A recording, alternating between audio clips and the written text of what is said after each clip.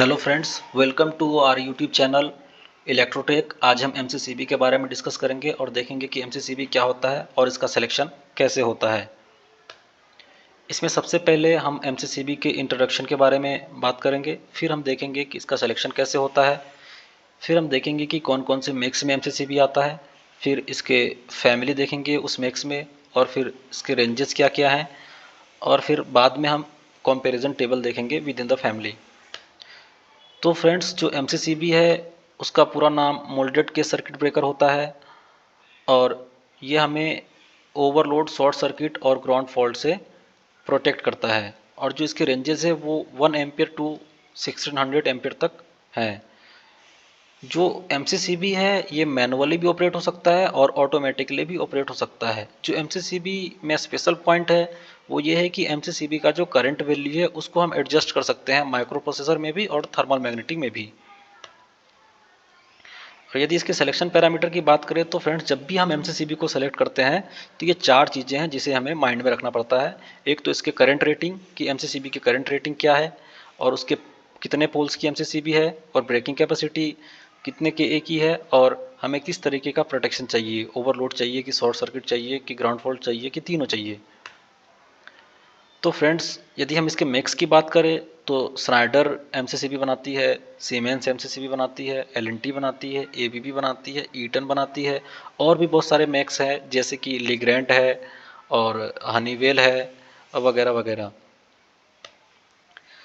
तो फ्रेंड्स, इसके पोल्स को कैसे आइडेंटिफाई करें, इसके करंट रेटिंग को आइडेंटिफाई कैसे करें, इसकी ब्रेकिंग कैपेसिटी को कैसे आइडेंटिफाई करें, इसके लिए हमने स्नाइडर के एमसीसीबी को रेफरेंस लिया है। तो फ्रेंड्स, इसमें जैसे 4 कट्स आप देख रहे होंगे, तो ये 4 कट्स जो है ये पोल्स को डिनोट करते हैं कि ये 4 पोल्स का एमसीसीबी है।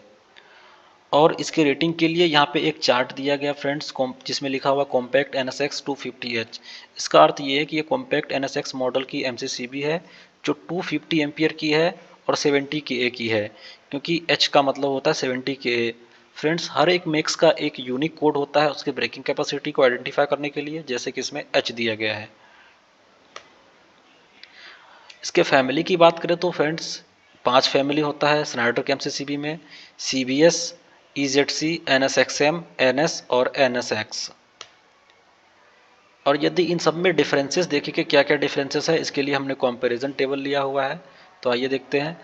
जो इसके फ्रेम साइजेस हैं कॉम्पैक्ट NSX के, वो दो होते हैं: 16 एम्पियर टू 250 एम्पियर और 400 टू 630 एम्पियर।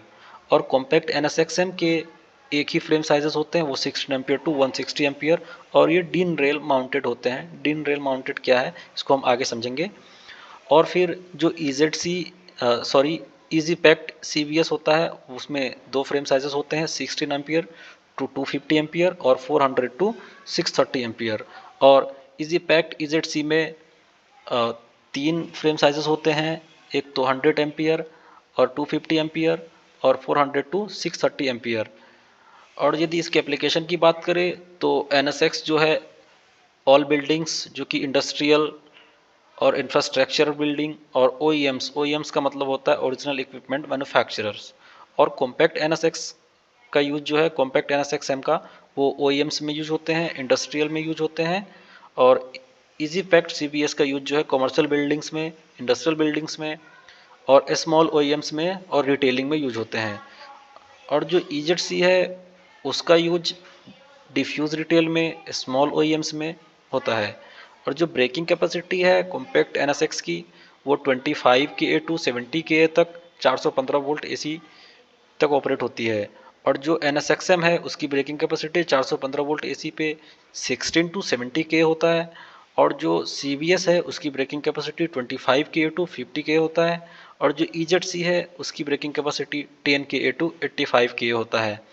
और इस ब्रेकिंग कैपेसिटी का एक फॉर्मूला होता है friends, ICS is equal to 100% of ICU या फिर 50% ऑफ ICU। इसको समझने के लिए एक अलग वीडियो बनाना पड़ेगा, फिलहाल आप समझ लीजिए कि जो ICS है NSX में वो 100% ऑफ ICU के बराबर होता है। और NSXM में सेम होता है, ICS is equal to 100% of ICU, और CBS में भी ICS is equal to 100% of ICU। लेकिन EZC में ये इसका आधा होता है कि ICS जो है वो ICU का आधा होता है। और ऑपरेशनल वोल्टेज जो है NSX में वो अप टू 690 वोल्ट है, मतलब ये 690 वोल्ट तक ऑपरेट हो सकती है। और कॉम्पैक्ट NSXM जो है ये भी 690 वोल्ट तक यानी 690 वोल्ट तक ऑपरेट हो सकती है। और इजी पैक्ट जो है 220 volt AC, 415 volt AC, 440 volt AC तक ऑपरेट हो सकती है। और EZC जो है वो 220 वोल्ट AC, 415 वोल्ट AC और 440 वोल्ट तक ऑपरेट हो सकती है। और यदि डिफरेंसेस की बात करें फ्रेंड्स की MCCB और MCB में क्या डिफरेंसेस होता है, क्योंकि 4 पोल्स में MCB भी आता है और MCCB भी आता है।